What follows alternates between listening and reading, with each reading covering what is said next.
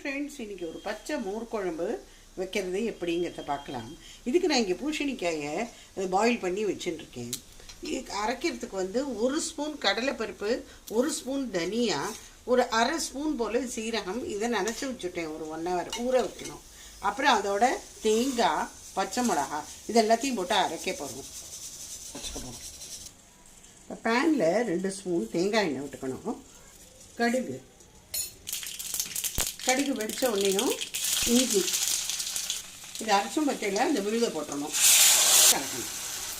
இதுக்கு தேவையான உப்பு போடல, இப்போ போட்டுக்கலாம். வேக விட்ட பூசணிக்காய் சேர்த்துக்கலாம். சுவிட்ச் ஆஃப் பண்ணிவிட்டு இந்த தயிரை இதை கடைச்சி வச்சுருக்கேன், இதை கலக்கணும். இப்போ இதில் இந்த திக்கான மோரை கலந்துக்கலாம். மிளகாய், கொத்தமல்லி, கருவேப்பிலை. சுவையான பச்சை மோர் குழம்பு ரெடி.